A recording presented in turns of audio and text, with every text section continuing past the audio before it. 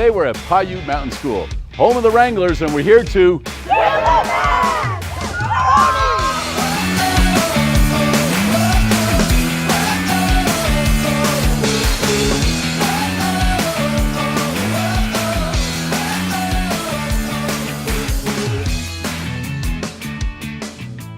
Today we're at Piute Mountain School. We've got 6th, 7th, and 8th graders here. We're going to do a couple of math activities, and we're going to go ahead and get started. You guys ready? Yes. All right, let's go. So, first thing, if I have a grid, and let's say I'm going to do it like this.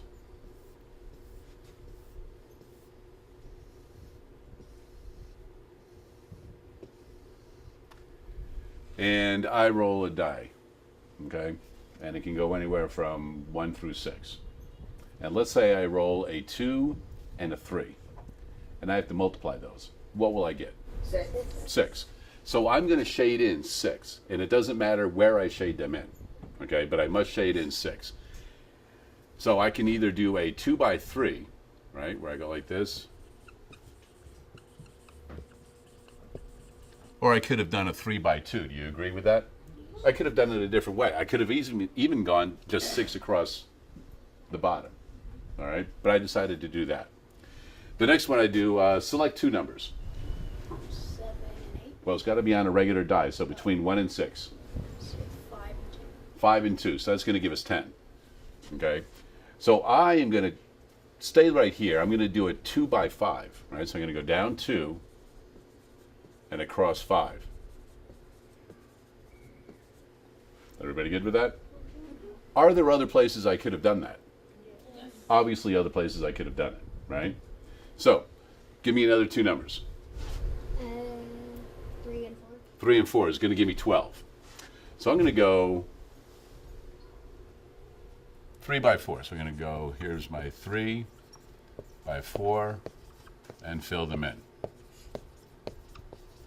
All right. Now, I could have done it a different way, and it doesn't always have to be like a rectangle like that. It could have come up and over a little bit. Do you guys agree with that? Yes. All right. So give me 2 more numbers. 4 and 2. 4 and 2. It's going to give me 8. 1, 2, 3, 4, 5, 6, 7. Ooh, I can't do a 4 and a 2. All right. So that's not going to work. All right. So what other numbers could I possibly use? Do you have 2 numbers that might fit?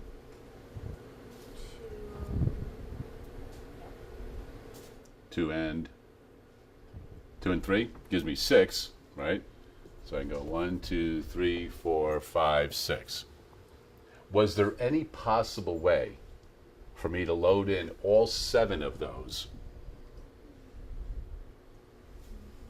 Because I got 6 and I've left with 1 left over. Is there any way I could have possibly gotten all 7 of those completely filled in? Yeah. Yes. What way could have I done that? By getting 1 and 7. But if we're doing a regular die, it's only going to go 1 through 6. So what could I have done? But 1 times 1, and that would fill up that 1 square. Right, I could do a 1 by 1, right? And that would fill in that square. But let's say I had 7 and I wanted to get it done. So we could do like we did. A 2 by 3 and a 1 by 1. That will give me 7. Any other combinations we could have done in 2 rolls to get 7? 5 and 2. Right, we could have gotten a 1 by 5 and a 1 by 2. Any other ways we could have gotten 7? 2. I lost it. 2 and 5. 3 and 4. 3 and 4. Right? We could have gotten 1 by 3 and 1 by 4.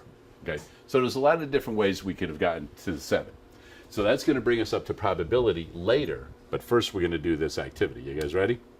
All right. So here's what's going to happen. This was just a random grid that I put up.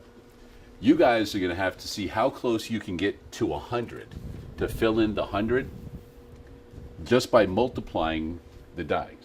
Okay, so whatever numbers you roll, those are the ones you have to use. And then you're going to shade it in and see who can get the closest to filling in the 100. You guys good? Yeah. All right, let's go ahead and pass this out.